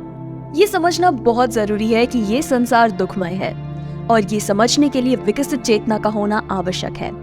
कुत्ते, बिल्ली या सुअर ये नहीं समझ सकते कि वो दुख भोग रहे हैं। इंसान में जानवरों के मुकाबले कई गुना ज्यादा समझदारी होती है, पर उसकी ये समझदारी उसे जानवर बनाने में ही खर्च हो रही है, ना कि ये जानने में कि वो दुखमय संसार से कैसे मुक्त हो। कृष्ण इस संसार से मुक्त होने का उपाय हमारे उनके पास जाना ही बताते हैं। कृष्ण और एक ऑर्डिनरी इंसान में यही फर्क है कि ऑर्डिनरी इंसान एक समय पर केवल एक ही जगह पर हो सकता है, मगर कृष्ण एक समय में अलग अलग जगहों में हो सकते हैं। वो एक ही समय पर इस मटेरियल यूनिवर्स में भी होते हैं और अपने धाम में भी। कृष्ण के दिव्य धाम को गोलोक वृंदावन कहा गया है। भारत का वृंदावन वही धाम है जो पृथ्वी पर प्रकट हुआ है, पर कृष्ण का ये धाम उस अलौकिक जगत में भी सदा के लिए मौजूद है जिसे वैकुंठ कहते हैं। इसी सोल को महात्मा कहते हैं। वेस्ट में महात्मा का मतलब महात्मा गांधी से समझा जाता है, पर महात्मा सिर्फ एक पॉलिटिकल टाइटल नहीं है। महात्मा का मतलब first class Krishna conscious soul है जो कृष्ण के धाम में जाने के लिए एलिजिबल हो चुका है, यानी लायक बन चुका है। महात्मा का परफेक्शन यही है कि वो अपने ह्यूमन लाइफ और नेचर के रिसोर्सेज को इस तरह यूटिलाइज करता है जिससे उसे दोबारा बर्थ डेथ के साइकिल में ना फंसना पड़े। समझदार इंसान समझता है कि उसे दुख नहीं चाहिए, लेकिन फिर भी फोर्सफुली उसके ऊपर दुख हावी हो जाते हैं। हम हमेशा से इस मिजरेबल कंडीशन में अपनी बॉडी, माइंड या किसी दूसरे इंसान की वजह से रहते हैं, पर इस दुख की वजह से ही हम कृष्णा कॉन्शियस हो पाते हैं। ये सोचने वाली बात है। एक बुद्धिमान इंसान ये सोचता है कि उसके ऊपर ये दुख क्यों आते हैं। वहीं दूसरी तरफ मॉडर्न सिविलाइजेशन इन दुखों को बस सहने की या इसे किसी प्रकार के नशे कर इसे कवर करने का एटीट्यूड रखती है, लेकिन जैसे ही ये इंटॉक्सिकेशन खत्म हो जाते हैं ये दुख वापस आ जाते हैं। सो दुखों को किसी आर्टिफिशियल या बाहरी नशा करके सॉर्ट आउट नहीं किया जा सकता। इसे तो बस कृष्णा कॉन्शियसनेस या फिर गॉड कॉन्शियसनेस होकर ही निपटा जा सकता है। इस पर कोई पॉइंट आउट कर सकता है कि कृष्णा कॉन्शियसनेस में भगवान के धाम में जाने की बात होती है, पर बाकी सब लोग मून पर जाना चाहते हैं, स्पेस टूरिस्ट बनना चाहते हैं। क्या ये परफेक्शन नहीं है? हायर प्लैनेट्स पर ट्रैवल करना लिविंग एंटिटी का नेचर है। लिविंग एंटिटी को सर्वगता कहा गया है, which means who wants to travel everywhere. और ये मून पर जाना कोई नई डिजायर नहीं है। इवन योगीज भी हायर प्लैनेट्स पर जाने के लिए इंटरेस्टेड रहते हैं। हाउएवर, कृष्णा इसको अनहेल्पफुल प्रयास बताते हुए कहते हैं कि मटेरियल वर्ल्ड के टॉप मोस्ट प्लैनेट से लेकर लोअर मोस्ट प्लैनेट तक सब पर दुख, जन्म और मृत्यु के रूप में मौजूद है। लेकिन जो कृष्ण के धाम पहुंच जाते हैं उन्हें कभी दोबारा जन्म नहीं लेना पड़ता। ये universe higher, medium and lower planetary systems में डिवाइडेड है। अर्थ की पोजीशन मीडियम है। कृष्ण बताते हैं कि अगर कोई हाईएस्ट प्लैनेट पर भी चला जाए, दैट इज ब्रह्मलोक, तो भी बर्थ डेथ के रिपीटेड साइकिल से इफेक्टेड रहेगा। इस यूनिवर्स के सारे प्लैनेट्स में लिविंग एंटिटीज मौजूद हैं। ऐसा सोचना इलॉजिकल होगा कि सिर्फ अर्थ पर लाइफ है और बाकी प्लैनेट्स वेकेंट है। इस पर आपका क्या ओपिनियन है? Do tell us in the comment section. Well, earth पे हर एक स्फीयर पर लाइफ है। अगर हम जमीन खोदें तो वॉर्म्स निकलेंगे, अंडर वाटर में एक्वेटिक्स मिलेंगे और हायर स्काई में वैरायटीज ऑफ बर्ड्स मिलेंगे। तो जब अर्थ पर लाइफ इतनी वाइडली स्प्रेड है, तो बाकी प्लैनेट्स पर लाइफ की पॉसिबिलिटी को कैसे नेग्लेक्ट किया जा सकता है? कृष्ण ये भी पॉइंट आउट करते हैं कि अगर हम उन प्लैनेट्स पर भी पहुंच जाएं, जहां देवी देवता रहते हैं, तो भी हम डेथ को एस्केप नहीं कर सकते। इसीलिए वो बार बार कहते हैं कि उनके धाम पर जाना ही बर्थ डेथ के साइकिल को एस्केप करने का एकमात्र तरीका है। हमें अपनी एटर्नल आइडेंटिटी को, जो नॉलेज और ब्लिस से फुलफिल्ड है, अटेन करने में सीरियस रहना चाहिए। हमने मटेरियल यूनिवर्स की चकाचौंध में अपने इस एम को भुला ही दिया है। कृष्णा कॉन्शियसनेस कोई रिलीजियस फॉर्मूला या स्पिरिचुअल रिक्रिएशन नहीं है। ये लिविंग एंटिटीज का एक इम्पोर्टेंट पार्ट है। अगर हायर प्लैनेट्स में भी जन्म मृत्यु होती है, तो सिद्ध योगी उन लोगों में जाने के लिए तपस्या क्यों करती है? आंसर जानने के लिए stay connected with this audio show. नहीं कमाओगे तो पहाड़ जैसी जिंदगी कैसे बिताओगे? अक्सर हम में से बहुतों को ये ताना अपने पापा से सुनने को मिलता है, लेकिन आज के एपिसोड सुनने के बाद आपको यही पहाड़ जैसी जिंदगी राई की जितने लगेगी। इवन इफ हायर प्लैनेट्स में भी जन्म मृत्यु होती है, फिर भी योगीज वहां जाने के लिए इंटरेस्टेड रहते हैं, क्योंकि हायर प्लैनेट्स में लाइफ स्पैन अर्थ के मुकाबले कई गुना ज्यादा होता है। इस टाइम कैलकुलेशन को कृष्ण डिस्क्राइब करते हैं कि ब्रह्मा जी का एक दिन ह्यूमंस के 1000 युगों के बराबर होता है। और इतना ही नहीं, इस टाइम कैलकुलेशन को कृष्ण डिस्क्राइब करते हैं कि ब्रह्मा जी का एक दिन ह्यूमंस के 1000 युगों के बराबर होता है। और इतनी ही बड़ी ब्रह्मा की रात्रि होती है। एक दिव्य युग या चतुर्युग, जिसमें 4 युग होते हैं, सतयुग, त्रेता युग, द्वापर युग और कलयुग, टोटल मिला के 43 लाख साल का होता है। और इसे 1000 से मल्टीप्लाई करेंगे तो ब्रह्मलोक के 12 घंटे का ड्यूरेशन पता चलेगा। इसी तरह अगले 12 घंटे ब्रह्मलोक की रात्रि होती है। ऐसे 30 दिन का एक महीना होता है और 12 महीनों का एक साल होता है। और ब्रह्मा जी की उम्र ऐसे 100 साल की होती है। हायर प्लैनेट्स में जीवों का लाइफ स्पैन इनक्रेडिबली लंबा होता है, पर अरबों साल तक जिंदा रहने के बाद भी मरना तो उनको भी पड़ता है। जब तक हम इस मटेरियल यूनिवर्स से बाहर नहीं निकलेंगे, तब तक हम बर्थ डेथ की साइकिल से भी बाहर नहीं निकल पाएंगे। जब ब्रह्मा का एक दिन आता है, तो सारे लिविंग एंटिटीज एक्सिस्टेंस में आ जाते हैं, और जब उनकी रात्रि आती है, तो फिर से सबका विनाश हो जाता है। ब्रह्मा की रात्रि में सभी लोअर प्लैनेट्स पानी से ढक जाते हैं और सारे जीवों का विनाश हो जाता है। और जब इस जल प्रलय के बाद ब्रह्मा का दिन आता है, तो उनके जगने के बाद फिर से सारा क्रिएशन पहले की तरह हो जाता है और सारे लिविंग एंटिटीज दोबारा एग्जिस्टेंस में आ जाते हैं। इस तरह से जीवों की तरह मटेरियल यूनिवर्स के प्लैनेट्स का भी निर्माण और विनाश होता रहता है। ऐसे ही बार बार दिन आने पर जीव अपनी एक्टिविटीज में लग जाते हैं और रात आने पर ना चाहते हुए भी विनाश को प्राप्त होते हैं। इसके परे भी एक नेचर है जो इटर्नल है। इस मटेरियल यूनिवर्स की डिस्ट्रक्शन होने पर भी वो एज इट इज मौजूद रहती है। हम इस मटेरियल यूनिवर्स की लिमिटेशंस को मेजर नहीं कर सकते, लेकिन हमारे पास वैदिक इंफॉर्मेशन है जिससे ये मालूम कर सकते हैं कि इस यूनिवर्स में करोड़ों प्लैनेट्स हैं और इन मटेरियल प्लैनेट्स के बियॉन्ड एक दूसरा आकाश है जो स्पिरिचुअल है। वहाँ के सारे प्लैनेट्स एटर्नल हैं और वहाँ के लोग भी एटर्नल यानी अनंत हैं। इस मटेरियल यूनिवर्स में हमें 2 तरह के नेचर का एक्सपीरियंस है।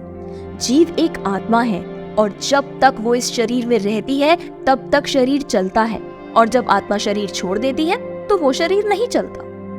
कृष्ण के स्पिरिचुअल नेचर को सुपीरियर और मटेरियल नेचर को इंफीरियर नेचर कहते हैं। मटेरियल नेचर के बियॉन्ड एक सुपीरियर बट स्पिरिचुअल नेचर है। इसे एक्सपेरिमेंटल नॉलेज से समझना इम्पॉसिबल है। हम टेलीस्कोप की हेल्प से मिलियंस ऑफ स्टार्स देख तो सकते हैं, पर उन्हें अप्रोच नहीं कर सकते। हमें अपनी इनकेपेबिलिटी समझनी चाहिए। जब मटेरियल यूनिवर्स को एक्सपेरिमेंटल नॉलेज से नहीं समझ सकते, तो भगवान और उनके लोग को समझना कहाँ ही हमारे लिए पॉसिबल है। अगर हम कृष्णा कॉन्शियसनेस के मेथड से जुड़े रहेंगे तो हमें कृष्ण और उनके लोग से रिलेटेड सारी इंफॉर्मेशन मिल जाएगी। हम देख सकते हैं कि मटेरियल यूनिवर्स अर्थ, स्टार्स, सन से बना है, लेकिन इससे परे जो नेचर है वो स्पिरिचुअल नेचर सनातन है, एटर्नल है। इसका ना ही बिगिनिंग है और ना ही एंड। जब बादल आकाश को ढक देता है तो हमें अपने छोटे साइज के कारण लगता है कि सारा आकाश ही ढक गया, लेकिन वो ढका हुआ पार्ट अनलिमिटेड आकाश का एक छोटा सा हिस्सा होता है।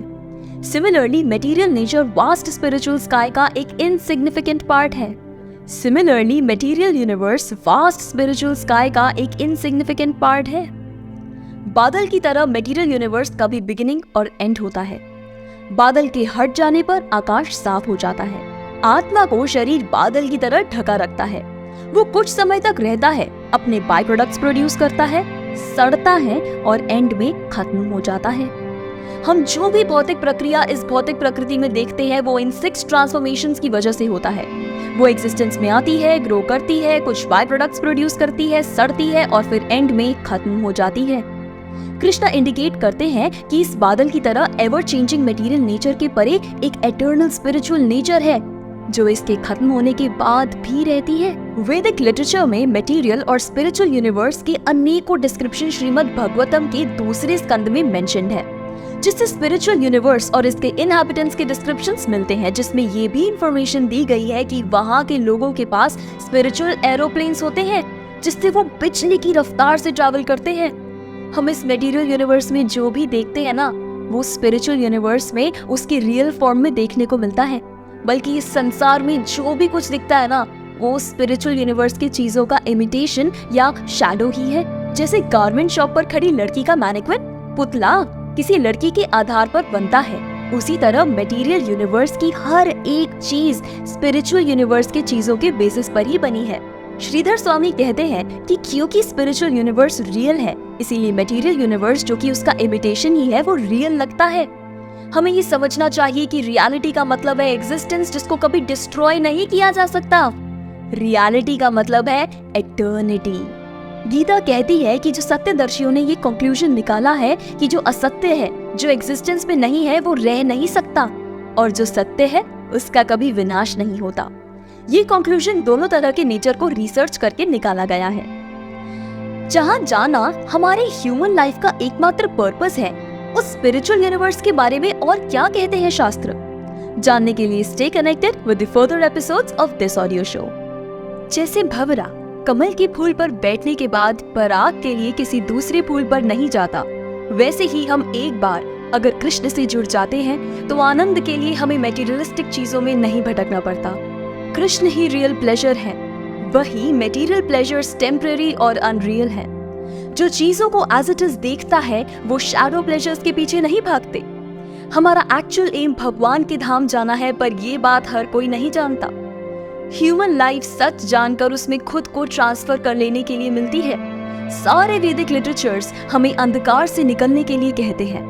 मटेरियल यूनिवर्स अंधकार से भरा हुआ है, वही स्पिरिचुअल यूनिवर्स रोशनी से, जो कि किसी इलेक्ट्रिसिटी या फायर की नहीं है। कृष्ण भगवत गीता के 15th चैप्टर में यही कहते हैं कि उनका धाम सूर्य, चंद्रमा या किसी बिजली से प्रकाशित नहीं है, और जो एक बार वहां चला जाता है वो मटेरियल वर्ल्ड में दोबारा नहीं आता। स्पिरिचुअल यूनिवर्स अप्रकट है, इसे मटेरियल सेंसेस से समझा नहीं जा सकता। भगवान का धाम अप्रकट और अक्षय है और हमारा सर्वोच्च और अंतिम गंतव्य भी है। ये एक ग्रेट जर्नी की ओर इशारा करता है, जिसमें हमें आउटर स्पेस को पार करते हुए मटेरियल यूनिवर्स को क्रॉस करके इसकी आउटर कवरिंग में भी पेनिट्रेट कर उस स्पिरिचुअल स्काई तक पहुंचना है। इस प्लैनेट से कुछ 1000 माइल्स बाहर जाकर वापस आना बड़ी बात नहीं है। हमें तो इस पूरे के पूरे मटेरियल यूनिवर्स को पार करना है और ये जर्नी किसी स्पेसक्राफ्ट से नहीं बल्कि कृष्णा कॉन्शियसनेस से की जा सकती है। जो कृष्णा कॉन्शियसनेस में एब्जॉर्ब्ड हैं और जो अंत समय में कृष्ण को याद करते हैं वो एट अ वन गो उस स्पिरिचुअल यूनिवर्स में ट्रांसफर हो जाते हैं।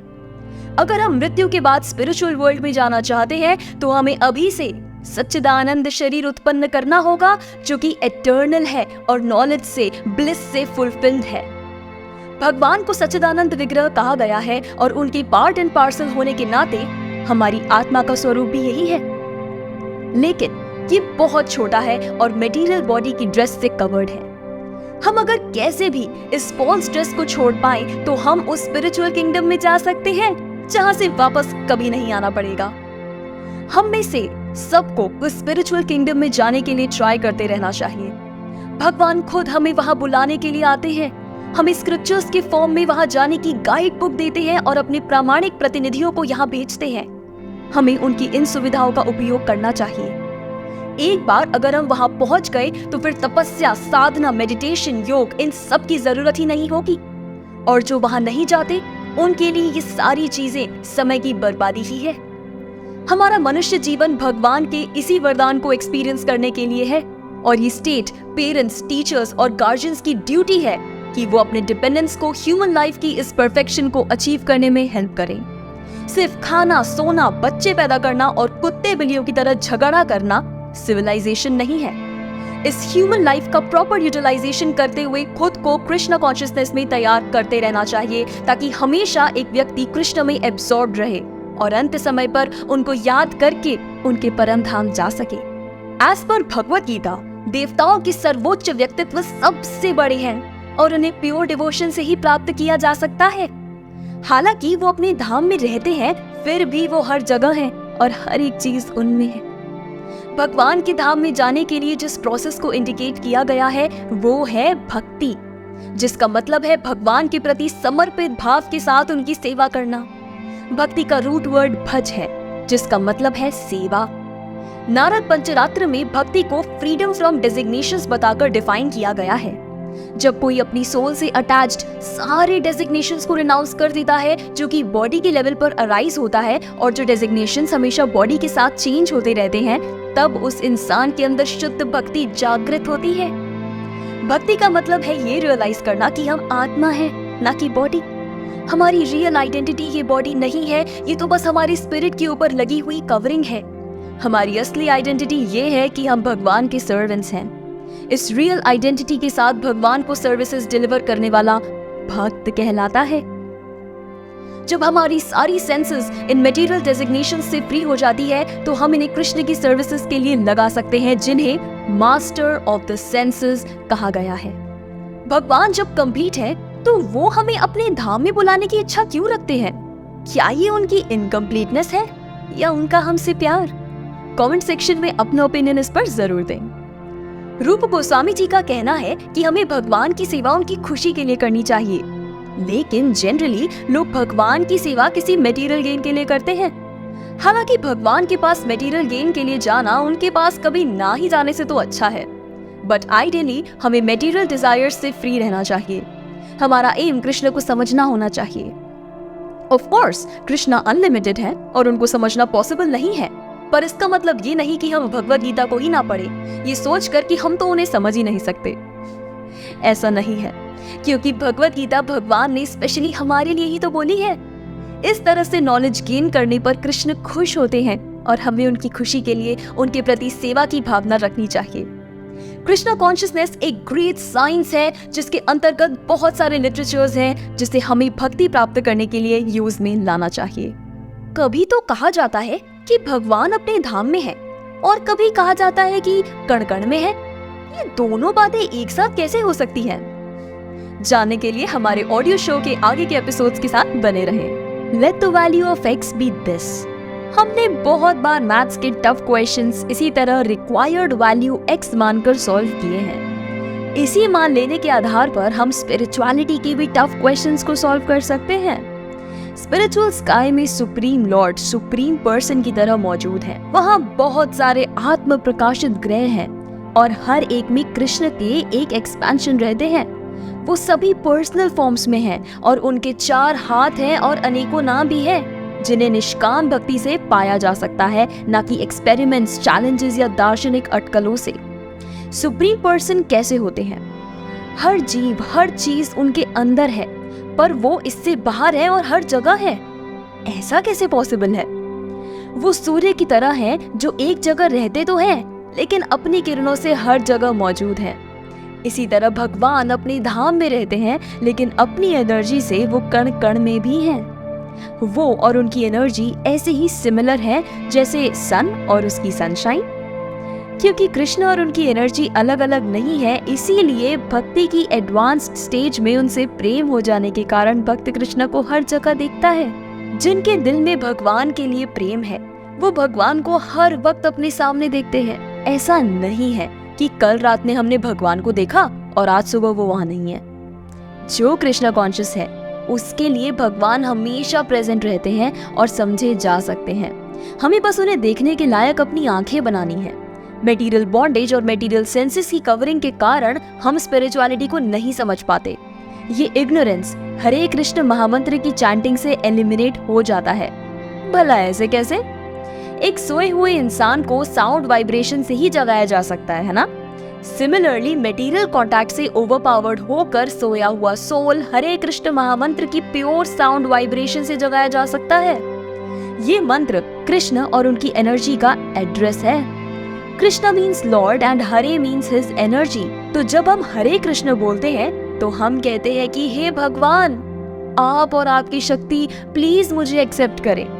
भगवान की एक्सेप्टेंस पाने के लिए हमारे पास कोई और ऑप्शन नहीं है। ये प्रेयर हमारी डेली ब्रेड के लिए नहीं होनी चाहिए, क्योंकि वो तो कृष्ण की मर्सी से ऑलरेडी अवेलेबल हो ही जाती है। ये तो बस उनकी एक्सेप्टेंस के लिए होनी चाहिए। चैतन्य महाप्रभु कृष्ण से प्रे करते हैं कि हे नंद के पुत्र, मैं आपका इटर्नल सर्वेंट हूँ। हालांकि मैं जन्म मृत्यु के चक्कर में फंस गया हूँ, पर प्लीज आप मुझे इस मृत्यु सागर से उठाकर अपने चरण कमलों का एक छोटा सा पार्टिकल ही बना दीजिए। समुद्र के बीचों बीच गिरे हुए इंसान के लिए रिलीफ पाने की केवल एक ही होप है कि कोई आए और उसे वहां से उठा ले जाए। सिमिलरली इस बर्थ एंड डेथ के ओशन से अगर हम कैसे भी कृष्ण कॉन्शियसनेस की हेल्प से बाहर आ जाएं, तो हमें रिलीफ मिल जाएगा।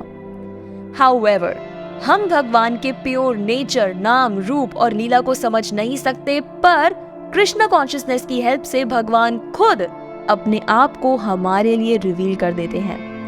कृष्ण भगवत गीता में अपनी सारी इंफॉर्मेशन रिवील कर रहे हैं, जिसको डाउट करने का तो कोई सवाल ही नहीं उठता।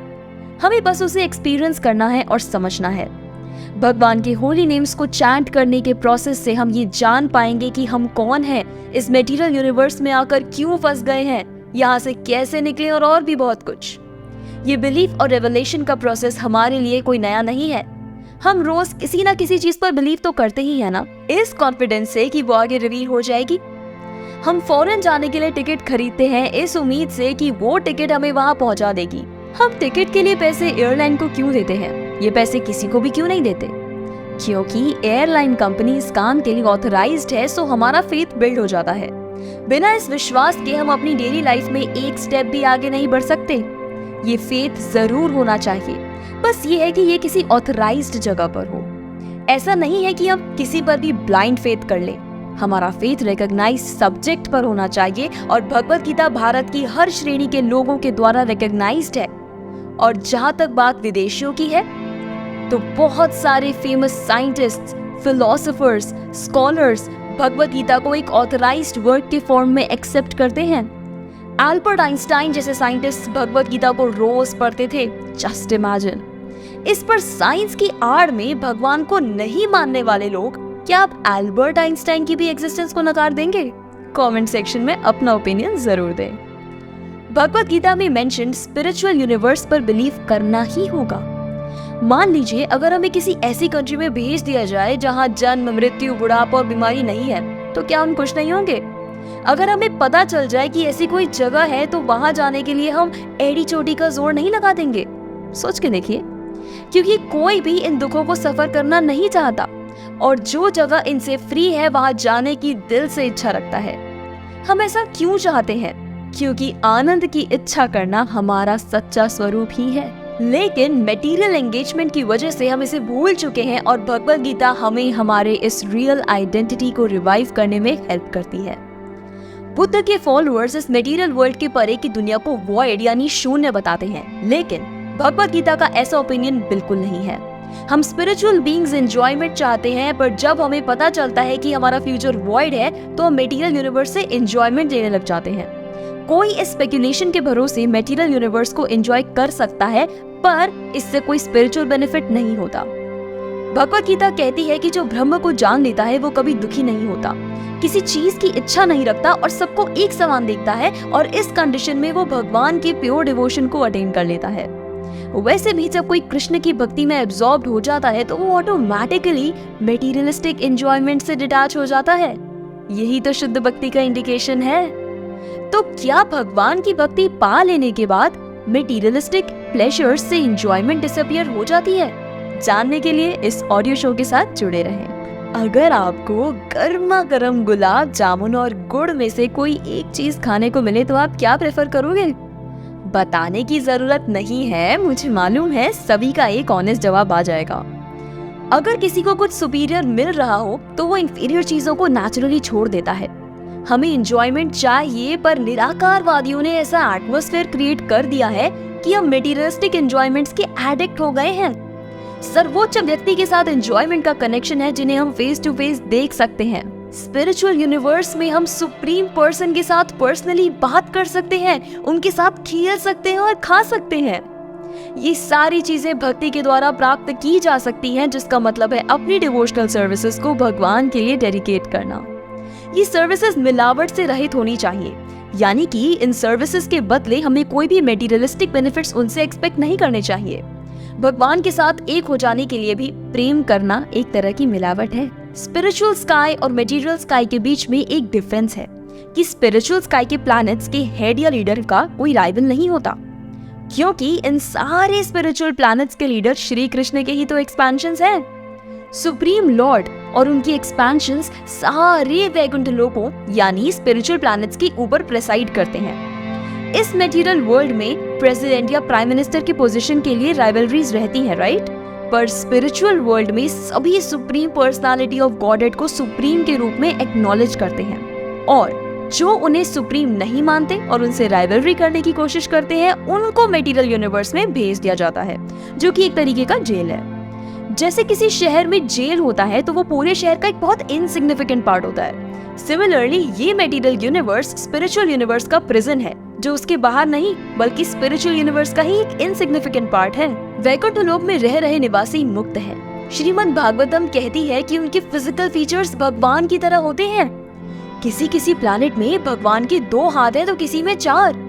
इन प्लैनेट्स के निवासी भगवान की तरह 2 या 4 हाथ के साथ होते हैं और कोई भी उनमें और सुप्रीम पर्सन में अंतर नहीं कर सकता। स्पिरिचुअल वर्ल्ड में 5 तरह की मुक्ति होती है।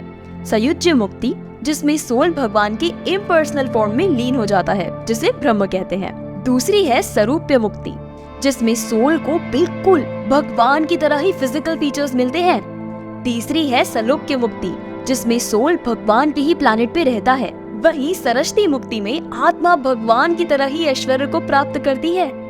इसके अलावा एक मुक्ति है जिसमें आत्मा भगवान के परिकर के रूप में रहती है, जस्ट लाइक अर्जुन जो भगवान के साथ उनके फ्रेंड की तरह हमेशा रहते हैं। कोई भी इन 5 में से किसी भी मुक्ति को अटेन कर सकता है, लेकिन इनमें से सयुज्य मुक्ति को वैष्णव डिवोटीज अप्रिशिएट नहीं करते, क्योंकि इसमें सोल भगवान के ब्रह्म स्वरूप में मिल जाती है, जबकि वैष्णव भक्त अपना अलग अस्तित्व बनाए रखते हैं ताकि वो भगवान की सेवा कर सके। वही मायावादी फिलोसोफर्स भगवान के ब्रह्म स्वरूप में खुद के अस्तित्व को खोकर उसी ब्रह्म में लीन हो जाना पसंद करते हैं।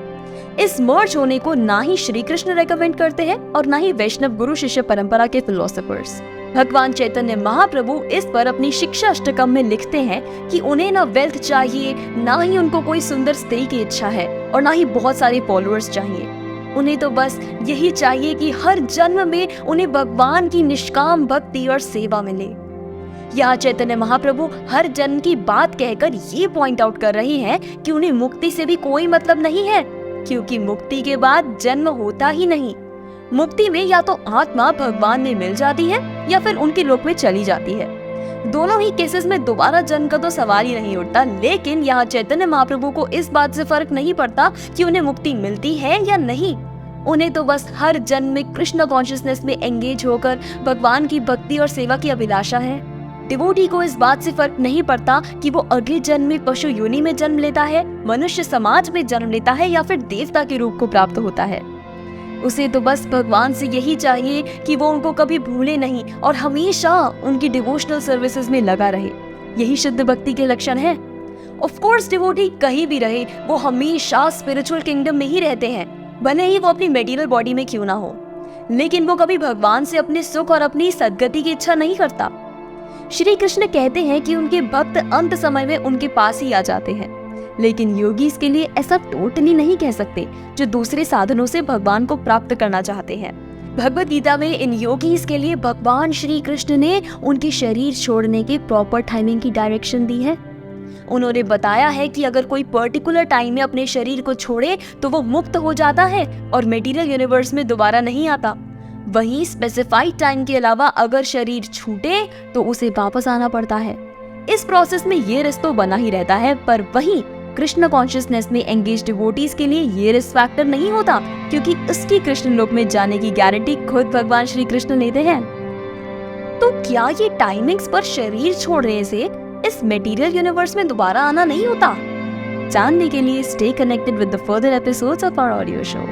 हमें अक्सर ये सुनने को मिलता है कि सिर्फ राम राम या कृष्ण कृष्ण रटने से क्या होगा, ये तो बस शब्दों के उच्चारण ही है।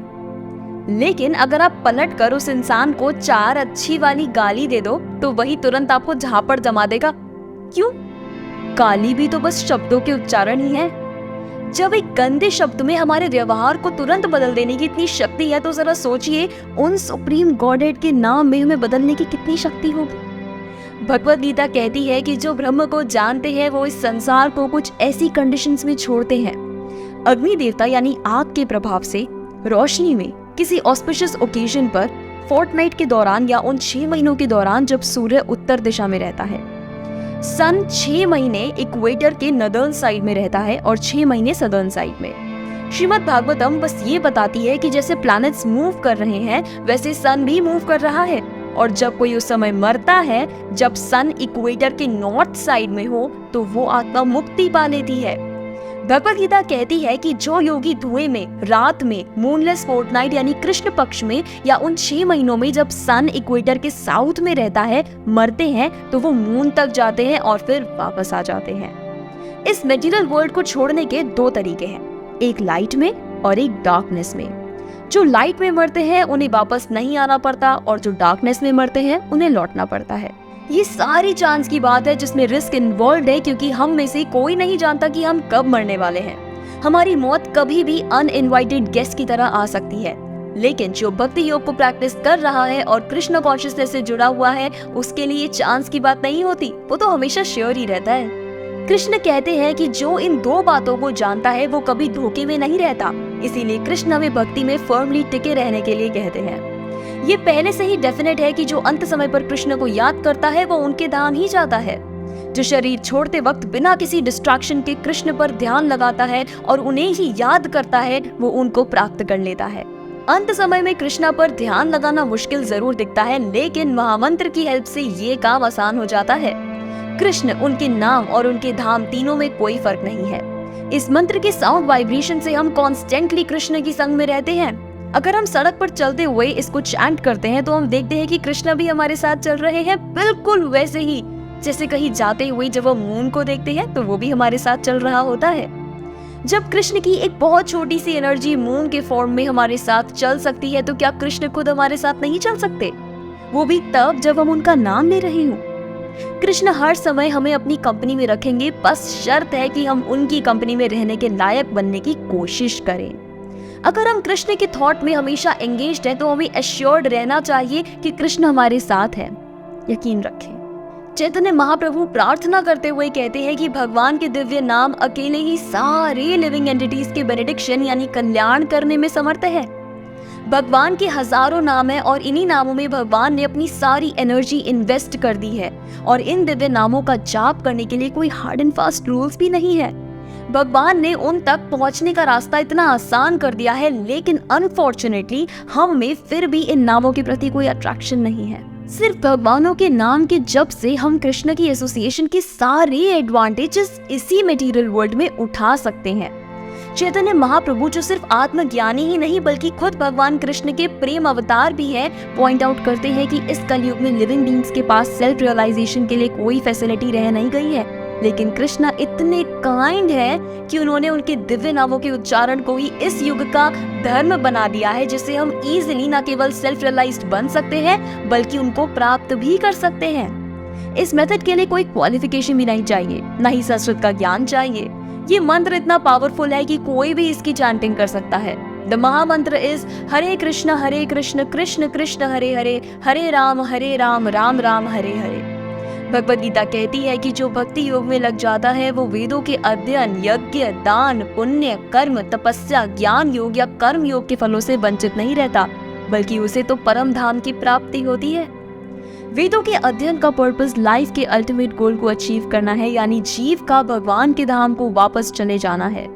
हर कंट्री के हर स्क्रिप्चर्स इसी गोल को डिस्क्राइब करते हैं, और यही अब तक के सारे रिलीजियस रिफॉर्मर्स और आचार्यों का मैसेज भी है। चाहे वो जीसस क्राइस्ट हो, मोहम्मद हो या बुद्ध हो, कोई भी हमें इस मटेरियल वर्ल्ड में अपना परमानेंट सेटलमेंट बनाने को नहीं कहता।